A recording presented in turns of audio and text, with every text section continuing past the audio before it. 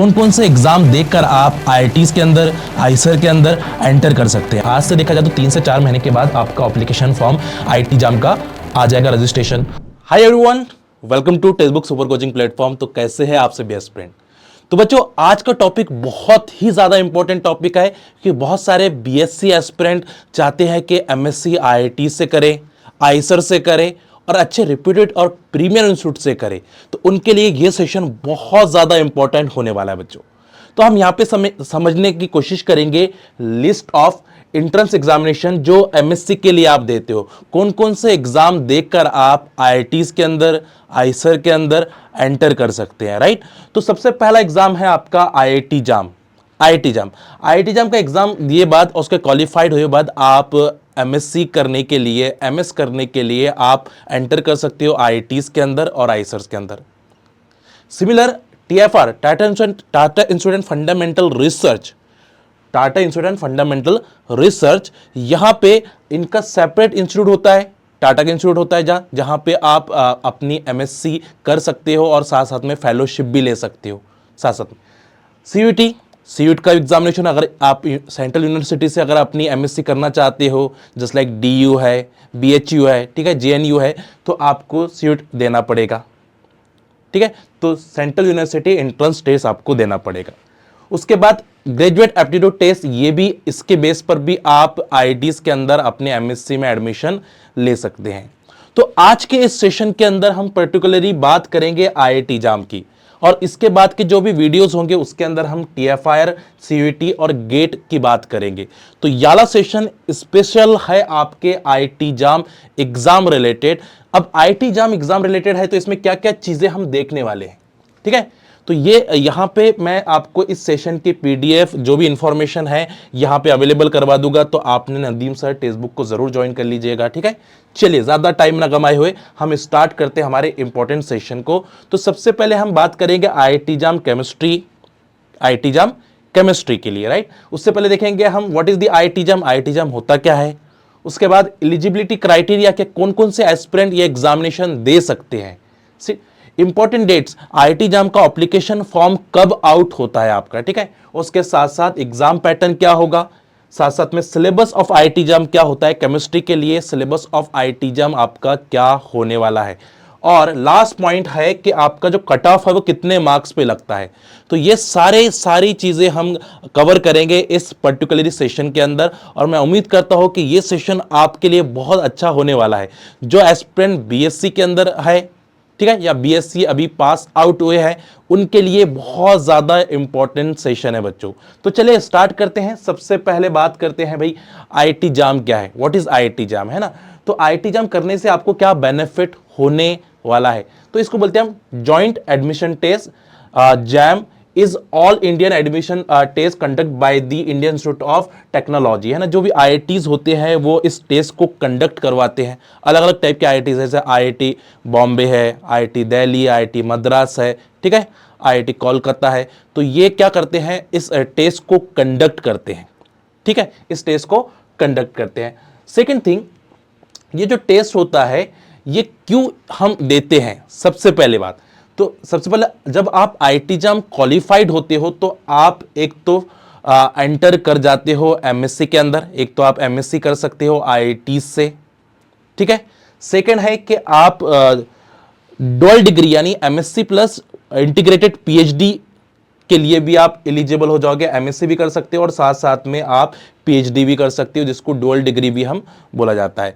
तो आप दोनों चीज के लिए एलिजिबल हो। आपको अगर एमएससी करना है आईआईटी से या एमएससी प्लस पीएचडी करना है तो उसके लिए भी आप एलिजिबल हो चुके हो आफ्टर क्वालिफाइंग आईआईटी जाम एग्जामिनेशन। तो पहले तो हमने समझ लिया कि आईआईटी जाम होता क्या है और उससे उसकी बेस पर हम क्या कर सकते हैं, उसके स्कोर के बेस पर हम कहां पे एडमिशन ले सकते हैं। तो उम्मीद करता हूं कि 2 पॉइंट आपके क्लियर हो चुके होंगे। थर्ड पॉइंट की तरफ आते हैं बच्चों। थर्ड पॉइंट जो है आपका उसका एलिजिबिलिटी क्राइटेरिया, कि कौन से एस्पिरेंट आईआईटी जाम के एग्जामिनेशन के लिए एलिजिबल है ना। अब बहुत सारे एस्पिरेंट के दिमाग में रहता है कि मेरा तो अभी बीएससी कंप्लीट नहीं हुआ है, तो मैं आईआईटी जाम का एग्जाम दे सकता हूं या नहीं दे सकता हूं, है ना। बहुत सारे लोग कहते हैं कि मैं बीएससी के बाद ही दूंगा, अपना ग्रेजुएशन कंप्लीट होने के बाद ही दूंगा। बट बच्चों, आप सेकंड ईयर बीएससी से एलिजिबल हो चुके हो आईटी जाम एग्जाम देने के लिए। अगर आप बीएससी सेकेंड ईयर के में हो तो आप एलिजिबल हो चुके हो, थर्ड ईयर में हो तो आपको देना ही देना है, ठीक है। बट अगर आप बीएससी सेकेंड ईयर के अंदर भी हो तो आप एलिजिबल हो चुके हो इस एग्जामिनेशन के लिए। तो पहला क्राइटेरिया है कि आपके पास ग्रेजुएशन की डिग्री होनी चाहिए, एक तो यह है। तो आप अपियर में दे दो, अपियर में दिए बाद आप क्वालिफाइड हो गए तो उसका अभी ऑब्वियसली क्वालिफाइड हुए बाद आपको पहले अपियर करना पड़ेगा ना, यानी क्वालिफाइड करना पड़ेगा, और क्वालिफाइड करे बाद ही आप एडमिशन के लिए अप्लाई कर पाओगे। तो आपको बीएससी के बाद एग्जाम नहीं देना है, बीएससी में रहते रहते ही आपको आईटी जाम का एग्जामिनेशन देना है, ठीक है। तो पहला है कि कैंडिडेट के पास बैचलर डिग्री होनी चाहिए और या वो अपियर्ड होने चाहिए बैचलर डिग्री सेकेंड ईयर या थर्ड ईयर के अंदर, ठीक है। आफ्टर क्वालिफाइंग, जो क्वालिफाइंग की जो डिग्री है उसका जो सीजीपीए है वो कितना होना चाहिए? सीजीपीए शुड बी एटलीस्ट 55%, और 55% में और 5.5 आउट ऑफ 10। तो आपका परसेंटेज जो होना चाहिए वो एक तो 55% से ज्यादा हो और आपका सीजीपीए जो होना चाहिए वो 5.5 से ज्यादा होना चाहिए। सेकंड क्राइटेरिया, ये ध्यान रखिए। तो जो बैचलर डिग्री है आपकी, जो एग्रीगेट परसेंटेज है, आपका जो एग्रीगेट परसेंटेज है वो आपका 55 और 55 से ज्यादा होना चाहिए, अगर आप जनरल कैटेगरी में हो या ओबीसी कैटेगरी। और अगर आप एससी कैटेगरी में हो तो आपको 5% का रिलैक्सेशन मिल जाएगा, यानी आपका परसेंटेज अगर 50 भी रहा तो आप इस एग्जाम के लिए एलिजिबल हो और आईआईटीज में अपनी एमएससी करने के लिए भी एलिजिबल हो चुके हो, ठीक है। चलिए, अब जो मीडियम होता है, पेपर का जो मीडियम होता है बच्चों वो इंग्लिश में होता है, ध्यान में रखिएगा। जो आप पेपर देते हो आईटी जाम का वो टोटली इंग्लिश के अंदर होता है, तो मीडियम आपका इंग्लिश होना कंपलसरी है, ठीक है। अब इसका मतलब ये नहीं कि आपका बीएससी आपका इंग्लिश में होना चाहिए, अब तो वो तो रहता सेमी इंग्लिश ही रहता है, ठीक है, कुछ कंप्लीट इंग्लिश रहता है। तो मीडियम जो आपका पेपर होगा वो इंग्लिश के अंदर होने वाला है, ठीक है। चलिए आगे चलते हैं। तो ये पॉइंट क्लियर हो गया, एलिजिबिलिटी, यानी अगर आप बीएससी सेकेंड ईयर में भी हो या बीएससी थर्ड ईयर में हो या बीएससी क्वालिफाइड हो चुके हो, आपका ग्रेजुएशन हो चुका हो, तो आप एलिजिबल है, आप इस एग्जामिनेशन को दे सकते हैं, ठीक है। चलिए आगे चलते हैं। सबसे पहले बात, एग्जाम डेट्स कब आती है बच्चों? एग्जाम डेट कब आती है? तो जो आईटी जाम की जो एग्जाम डेट है मैं लिख देता हूं जिससे आपको समझ में आ जाए। जो आती है आपकी अक्टूबर के आसपास, यानी 10 सितंबर से 15 अक्टूबर के आसपास, 10 सितंबर टू 15 अक्टूबर के बीच में आपकी एप्लीकेशन डेट आ जाती है, जिसको हम रजिस्ट्रेशन डेट भी कहते हैं, they also called the registration date, right. उसके बाद रिटन एग्जामिनेशन जो होता है वो आपका 14 फैब को होता है, 14 फैब, यानी सेकंड वीक ऑफ फैब के अंदर आपका रिटन एग्जामिनेशन होता है, रिटन एग्जामिनेशन आपका टेस्ट होता है, ठीक है। उसके बाद बच्चों जो आपका एडमिट कार्ड रिलीज होता है वो 5 जैन, अब 5 जैन को हो जाएगा तो आपका 14 फैब को आपका क्या हो जाएगा? एग्जाम होने वाला है। तो 5 जैन के आसपास आपके एडमिट कार्ड रिलीज होते हैं। रिजल्ट जो लगता है वो 20 मार्च के नियर अबाउट आपका रिजल्ट लगता है। जैसे कि इस बार का भी आपने देखा होगा कि मार्च के अंदर हमारा रिजल्ट लग गया था, है ना, मार्च के थर्ड वीक में आपका रिजल्ट लग गया था। तो मार्च के थर्ड वीक के अंदर आपका रिजल्ट लगता है। उसके बाद 10 अप्रैल से लेके 15 अप्रैल तक, 15 अप्रैल के आसपास आपकी काउंसलिंग्स होती है। कौन कौन सी आईआईटीज के लिए आप फॉर्म फिल कर सकते हो, है ना, कौन कौन से आईआईटीज में, उस रैंकिंग के हिसाब से, मार्क्स के हिसाब से आप काउंसलिंग सेशंस आपके होते हैं। जैसे आपको आईआईटी बॉम्बे चूज करना है, आईआईटी मद्रास चूज करना है, आईआईटी दिल्ली चूज करना है, उसके हिसाब से आप अपने फिल कर सकते हो एप्लीकेशन फॉर्म, आप काउंसलिंग सेशन अटेंड कर सकते हो, राइट। तो ये एक प्रोसेस है, तो मैं ध्यान में रखिएगा। आपको रेडी कब रहना है? जैसे कि अभी देखा जाए तो हमारा अप्रैल स्टार्ट हो चुका है, तो अप्रैल, मई, जून, जुलाई, अगस्त और सितंबर, आज से देखा जाए तो 3 से 4 महीने के बाद आपका एप्लीकेशन फॉर्म आईटी जाम का आ जाएगा, रजिस्ट्रेशन। उसके बाद एडमिट कार्ड आपका 5 जनवरी को, ठीक है, 25 के अंदर रिलीज होगा और 25 के अंदर सेकेंड वीक ऑफ फैब के अंदर आपका एग्जामिनेशन होगा। 2025 को, ठीक है। और रिजल्ट आपका लग जाएगा 20 मार्च के आसपास, और उसके बाद उसके काउंसलिंग सेशन होंगे। तो ये एक प्रोसेस समझ में आ गई आपकी। मैं एकदम बहुत सिंपल लैंग्वेज यूज कर रहा हूं जिससे आप अंडरस्टैंड कर पाए कि हमारी प्रोसेस क्या है। 1 बाय 1 करके जा रहा हूँ, ठीक है। उसके बाद हम समझ लेते हैं पेपर पैटर्न, है ना, एग्जाम पैटर्न, कि जब एग्जाम हॉल में आप जाते हो तो आपका पेपर पैटर्न क्या होता है, ठीक है। सबसे पहली बात है कि जो टाइम ड्यूरेशन होता है आईआईटी जाम एग्जामिनेशन का बच्चों, वो होता है 3 आवर्स का। 3 आवर्स का देख लीजिए आराम से। और यहां पे 3 पार्ट में डिवाइड है। 3 पार्ट के अंदर आपका आईआईटी जाम का पेपर डिवाइड है, पार्ट ए, पार्ट बी और पार्ट सी। पार्ट ए में जो क्वेश्चंस होते हैं वो एमसीक्यूज, यानी 4 में से एक क्वेश्चंस को आपको चूज करना है, 4 में से एक ही आंसर आएगा, ठीक है। और टोटल नंबर ऑफ क्वेश्चन आपके कितने होते हैं, 30 क्वेश्चंस होते हैं, जिसमें से 1 मार्क क्वेश्चंस आपके 10 होते हैं बच्चा, और 2 मार्क क्वेश्चंस आपके 20 होते हैं। तो अगर हम देखा जाए तो यहां पे 50 मार्क्स का आपको पार्ट ए पूछ लिया जाता है। पार्ट ए जो सेक्शन ए है आपका, वो कितने होता है, 50 मार्क्स का। तो इसमें टोटल नंबर ऑफ क्वेश्चन 30 होते हैं। 1 मार्क्स वाले 10 हैं और 2 मार्क्स वाले आपके 20 हैं, ठीक है। 1 मार्क्स वाला क्वेश्चन अगर रॉन्ग होता है तो 1/3 आपके माइनस किए जाते हैं, और 2 मार्क्स वाला होता है तो 2/3 आपके माइनस कर दिए जाते हैं, ठीक है। ये ध्यान में रखिएगा कि यहाँ पे निगेटिव मार्किंग होती है। सेक्शन ए के अंदर निगेटिव मार्किंग है, बट सेक्शन बी और section C there is no negative marking. Section B और सेक्शन सी जो है आपका, इसमें कोई निगेटिव मार्किंग नहीं, कोई निगेटिव मार्किंग नहीं है। सेक्शन बी के अंदर मल्टीपल एमएसक्यू जिसको कहा जाता है, एक से ज्यादा आंसर आपको देना होता है, जिसको एमएसक्यू मल्टीपल सिलेक्टेड क्वेश्चंस आपके होते हैं, ठीक है। 10 क्वेश्चंस होते हैं और ईच क्वेश्चंस कैरी 2 मार्क्स। हर क्वेश्चन 2 मार्क्स का होता है। हर क्वेश्चन कितने मार्क्स का होता है, 2 मार्क्स का, यानी कितने हो जाएंगे, 20 मार्क्स के लिए आपको यह पूछा जाता है। एमएसक्यू आपका 20 मार्क्स के लिए पूछा जाता है। मैं मार्क्स भी लिख रहा हूं जिससे आप अंडरस्टैंड कर पाए प्रॉपरली, ठीक है।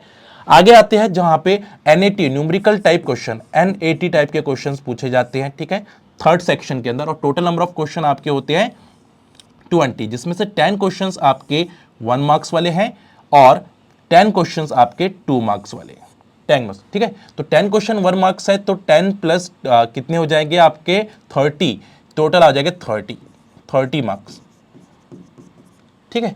तो 10 और ये 20, 30 मार्क्स। तो टोटल जो पेपर आपको दिखाई दे रहा है वो 100 मार्क्स का आपका पेपर है। आईआईटी जाम का जो पेपर है आपका वो 100 मार्क्स का पेपर है बच्चा, 100 मार्क्स का पेपर है। Each and every point discuss करेंगे, डोंट वेरी अबाउट दैट, हर पॉइंट को डिस्कस करें। तो यहाँ पे अगर कोई गलत होता है तो निगेटिव मार्किंग होगी, बट यहाँ पे कोई अगर आपसे मिस्टेक हो गई है, सिली मिस्टेक हो गई, तो कोई निगेटिव मार्किंग नहीं होगी। यहाँ आप पूरा अटेम्प्ट करिए आराम से, ठीक है। तो ये आपका है, टोटल आपके 100 मार्क्स के होते हैं। टोटल नंबर ऑफ क्वेश्चंस जो है आपके टोटल नंबर ऑफ क्वेश्चंस आपके 60 क्वेश्चंस है, ठीक है। और टाइम ड्यूरेशन आपका 3 आवर्स का टाइम ड्यूरेशन आपका होता है बच्चा, 3 आवर्स का टाइम ड्यूरेशन होगा, ठीक है। तो इसको अच्छे से ध्यान में रखिएगा, बहुत इंपॉर्टेंट है। पेपर पैटर्न पता होना जरूरी है। अगर आप प्रिपरेशन स्टार्ट कर रहे हैं तो सबसे पहले आपको कट ऑफ क्या होता है, पेपर पैटर्न क्या होता है, सिलेबस क्या आएगा, ये सारी चीजें स्टार्टिंग में पता होनी चाहिए। उसके बाद ही हम प्रॉपर प्रिपरेशन आईआईटी जाम की स्टार्ट करेंगे, ठीक है। चलिए आगे चलते हैं बच्चों, सेकेंड पॉइंट की बात करते हैं, कट ऑफ। अब इस 100 मार्क्स में से आपको कितने मार्क्स लेने हैं, कितने मार्क्स पे आपको आईआईटीज मिलेंगी। अब ये तो बात आ गई ना कि 100 मार्क का पेपर है, आप 100 मार्क्स में से कितने लोगे तो आप क्वालिफाइड हो जाओगे, और कितने मार्क्स लोगे तो आपकी गुड रैंक आने वाली है, गुड रैंक आने वाली है, ठीक है। तो ध्यान में रखिए। तो इस बार का जो कट ऑफ है, ध्यान 24 का जो कट ऑफ है, आप देख रहे हो 2024 का जनरल कैटेगरी के लिए 25.38 मार्क्स पे कट ऑफ लगा है, ठीक है। ओबीसी के लिए, ईडब्ल्यूएस के लिए 22.84 यानी 23 मार्क्स पे आपका कट ऑफ लगा है, और एससी और एसटी कैटेगरी के लिए 12 पॉइंट यानी 13 के आसपास आपका कट ऑफ लगा है। तो अगर आप जनरल कैटेगरी में हो तो आपको 26 मार्क्स लेने पड़ेंगे आईआईटी जाम एग्जाम क्वालिफाइड करने के लिए, ठीक है। और अगर आप ओबीसी कैटेगरी में हो तो आपको 23 मार्क्स लेने पड़ेंगे, और अगर एसटी में हो तो 13 मार्क्स आपको लेने पड़ेंगे for the qualifying IIT jams. But यहां पे रैंक आपकी बहुत ज्यादा आने वाली है ना, बहुत ज्यादा आ जाएगी। हमें तो टॉप रैंक चाहिए, तो टॉप रैंक लेने के लिए आपको कम से कम 60 प्लस मार्क्स लेने होंगे। टॉप रैंक अगर आपको लेनी है टॉप 100 के अंदर आपको आना है तो आपको 100 में से 60 प्लस मार्क्स लेने होंगे। ठीक है, ठीक है। 23 में जो कट ऑफ लगा था देखो 20.5 यानी 20 यानी 21 मार्क्स पकड़ के चलो, 21 मार्क्स है ना, यहाँ पे 19 मार्क्स पे और यहाँ पे 11 मार्क्स। ठीक है, 2022 में आपको 27.8 यानी 28 मार्क्स के ऊपर, यहाँ पे 25 मार्क्स पे और यहाँ पे 13 यानी 14 मार्क्स के आसपास आपका कट ऑफ लगा था। तो जो रेंज है आपकी क्वालिफाइड होने के लिए आपको कुछ नहीं, 30 तक मार्क्स लोगे तो आप आराम से क्वालिफाइड हो जाओगे आंखें बंद करके। बट क्वालिफाइड होना जरूरी नहीं है, उसके साथ साथ हमें रैंक भी लेना जरूरी है। तो रैंक लेना है 50% तो लीजिए, यानी 100 में से 50 मार्क्स तो लीजिएगा। अगर 50 मार्क्स प्लस आपके आ जाते हैं तो आप गुड रैंक ले लोगे इन IIT जाम एग्जामिनेशन और आपको अच्छी IITs मिलेगी। ठीक है, तो ये जो PDF है मैं आपको अपने टेलीग्राम के ऊपर प्रोवाइड करा दूंगा, तो आपने नदीम सर टेक्स्ट बुक को जरूर ज्वाइन कर लेना, जिससे आप इस PDF को डाउनलोड कर पाए और एनालिसिस कर पाए अपनी प्रिपरेशन स्टार्ट करने से पहले। चलिए कोई दिक्कत नहीं, आगे चलते हैं बच्चों। आपका उससे पहले वाला कट ऑफ 19 में कितना था, 18 में कितना था, 17 के अंदर, ये सारा कट ऑफ मैंने लाया हूं, देख पा रहे हो। तो आपका कट ऑफ देखा गया तो 30 के अंदर ही गया, 30 के ऊपर कभी कट ऑफ हो गया ही नहीं है। ठीक है, 20 और 30 के बीच में ही आपका जनरल कैटेगरी में कट ऑफ गया है। तो यानी देखा जाए तो 100 में से सिर्फ 20 मार्क्स लेना है आपको, 20-25 मार्क्स क्वालिफाइड के लिए। बट क्वालिफाइड होना, मैंने बोला क्वालिफाइड होकर फायदा नहीं जब तक आपको गुड रैंक, और गुड रैंक लेने के 50% आपको लेने, यानी 100 में से 50 प्लस मार्क्स आपको लेने, 50 प्लस मार्क्स। ठीक है, तो ये रेंज भी आपने जरूर देख लेना है। आगे चलते हैं, कितने क्वेश्चंस ऑर्गेनिक से, कितने क्वेश्चन इनऑर्गेनिक से, कितने क्वेश्चन फिजिकल केमिस्ट्री से आपको पूछे जाते हैं। अब ये भी डाउट आपका होगा कि सर कितने क्वेश्चंस ऑर्गेनिक से पूछे जाएंगे, कितने क्वेश्चन इनऑर्गेनिक से और कितने क्वेश्चन फिजिकल से। तो इनमें 20 क्वेश्चंस आपके फिजिकल केमिस्ट्री से, 20 क्वेश्चन इनऑर्गेनिक केमिस्ट्री से और 20 क्वेश्चन आपके ऑर्गेनिक केमिस्ट्री से। तो टोटल क्वेश्चंस आपके 60 क्वेश्चंस हो चुके हैं, 60 क्वेश्चंस है ना। मार्क्स 100 मार्क्स, 60 क्वेश्चंस है, 100 मार्क्स का आपका पेपर है। तो बहुत अच्छे से अटेम्प्ट करना है, अच्छा खासा टाइम आपके पास होता है, सेलेक्टिवली अच्छे से आपको अटेम्प्ट करना है ना। और कोई दिक्कत नहीं, हम करेंगे और इस चैनल के ऊपर हम पूरे सेशन लेकर आएंगे आपके लिए। ठीक है, इसलिए आपको ज्वाइन करके रखना है, सब्सक्राइब बटन को प्रेस करके रखना है कि आपको सही टाइम पर सही नोटिफिकेशन मिले लेक्चर्स की, है ना, रिवीजन सेशंस की, टॉपिक्स की, ट्रिक्स की। चलिए आगे चलते हैं, सिलेबस की बात करते हैं कि क्या सिलेबस होगा आपकी फिजिकल केमिस्ट्री का, ऑर्गेनिक केमिस्ट्री का और इनऑर्गेनिक केमिस्ट्री का। फिजिकल केमिस्ट्री की बात करते हैं, फिजिकल केमिस्ट्री की, तो फिजिकल केमिस्ट्री में basic mathematics, atomic and molecular structure, theory of gases, solid state, chemical thermodynamics, आगे चलेंगे chemical and phase equilibrium, electrochemistry, chemical kinetics, adsorption, ठीक है, स्पेक्ट्रोस्कोपी। ये आपको दिया गया है फिजिकल केमिस्ट्री के लिए, फिजिकल केमिस्ट्री के लिए। ठीक है, ये ऑर्गेनिक केमिस्ट्री की बात करते हैं तो जनरल ऑर्गेनिक केमिस्ट्री, जिसको GOC कहा जाता है, GOC general organic chemistry, right. उसके बाद organic reaction mechanism and synthesis, उसमें रिएक्शन मैकेनिज्म और रिएजेंट आ चुके हैं आपके। ठीक है, उसके बाद क्वालिटेटिव ऑर्गेनिक एनालिसिस, जहां पे फंक्शनल ग्रुप की बात हो रही है। ठीक है, नेचुरल प्रोडक्ट में आपको कार्बोहाइड्रेट्स वगैरह पूछे जाते हैं, टर्पीन्स वगैरह पूछे जाते हैं। एरोमेटिक हाइड्रोसाइक्लिक केमिस्ट्री, हाइड्रोकेमिस्ट्री आपको पूछी जाती है बच्चों। ठीक है, उसके बाद अगर हम बात करते हैं इनऑर्गेनिक केमिस्ट्री की, तो periodic table, chemical bonding, main group chemistry, transition element जिसको बोलेंगे हम coordination chemistry, bio inorganic chemistry, instrumental method analysis, है ना, और एनालिटिकल केमिस्ट्री, ये आपके सिलेबस में आपको दी गई है। बट ये तो हम पढ़ेंगे, आपको सिलेबस में से सिर्फ समझना है कि क्या क्या पॉइंट्स है, ये क्या क्या पॉइंट्स है। तो ऑर्गेनिक में आपको क्या क्या है, फिजिकल में आपको क्या क्या है और इनऑर्गेनिक के अंदर क्या क्या है। तो IIT जाम केमिस्ट्री के अंदर आपको ऑर्गेनिक है, इनऑर्गेनिक है और फिजिकल है, और तीनों का वेटेज आपको सेम है, तीनों का वेटेज आपका सेम है। ठीक है, चलिए आगे चलते हैं, और उम्मीद करता हूं कि मैं आपको सारी चीजें समझ में आ रही होगी, है ना। तो हमने क्या क्या देखा है, सबसे पहले हमने देखा है कि IIT जाम होता क्या है। MSc अगर आपको करनी है IIT से तो आप कौन कौन से एग्जामिनेशन दे सकते हैं। ठीक है, कट ऑफ क्या होगा, उसके बाद एग्जाम पैटर्न क्या है, ये सारी चीज़ें हमने समझने की कोशिश की है। अब थोड़े इंपॉर्टेंट पॉइंट्स की बात करते हैं कि आपको प्रिपरेशन कैसी करनी है। सबसे पहले अपनी प्रिपरेशन जो स्टार्ट करोगे वो डायरेक्शनल स्टडी आपने स्टार्ट करना है। डायरेक्शनल स्टडी का मीनिंग होता है कि आपको इंपॉर्टेंट टॉपिक्स को चूज करना है जहां से आपको ज्यादातर क्वेश्चंस पूछे जा रहे हैं, ठीक है। स्पेसिफिक जो मेजर मार्क्स वाले टॉपिक्स है उसको चूज करना है और अपनी टाइम शेड्यूल्स को बनाना है, प्लानिंग करनी है कि हाँ इतने दिन में मुझे इतने टॉपिक को कंप्लीट करना है। ये एक टॉपिक है कोऑर्डिनेशन केमिस्ट्री, मुझे 4 डेज 5 डेज के अंदर इसको कंप्लीट करना है। तो डायरेक्शनल स्टडी यानी प्लानिंग के साथ करना पड़ेगा, रैंडमली नहीं जाना है, डायरेक्शनल जाना है, क्योंकि डायरेक्शनल रहेंगे तो अच्छा रहेगा। जैसे डायमंड में जो बॉन्डिंग होती है वो डायरेक्शनल होती है, कोवलेंट होती है, इसलिए diamond is very hard in nature. But NaCl नमक उसके अंदर आपके नॉन डायरेक्शनल होती है, आयनिक होता है। तो जो आयनिक है भाई नॉन डायरेक्शनल है, उनकी कोई वैल्यू नहीं है। नमक की कोई वैल्यू है नहीं है, बट डायमंड की वैल्यू है। Diamond is very expensive, directional है। इसलिए डायरेक्शनल प्रिपरेशन जब करते हो तो रिजल्ट लगने के चांसेस बहुत ज्यादा बढ़ जाते हैं। इंपॉर्टेंट टॉपिक्स को चूज करें, है ना, इंपॉर्टेंट टॉपिक्स को चूज करें, जो भी आप पढ़ रहे हो इंपॉर्टेंट। उसके बाद प्रैक्टिस क्वेश्चंस आपके पास होने चाहिए, प्रीवियस ईयर के होने चाहिए, जो अवेलेबल हम करवा के देंगे आपको हमारे टेक्स्ट बुक के ऊपर, ठीक है। चलिए उसके बाद फुल लेंथ मॉक टेस्ट आपके पास अवेलेबल होने चाहिए। तो एक सीक्वेंस है, पहले तो आपको प्लानिंग करनी है प्रॉपरली, इंपॉर्टेंट टॉपिक को चूज करना है, आपके पास प्रैक्टिस क्वेश्चंस होनी चाहिए, फुल लेंथ मॉक टेस्ट आपको देना है। उसके बाद टाइम मैनेजमेंट्स आपको करने हैं, प्रॉपर टाइम मैनेजमेंट आपसे होना चाहिए।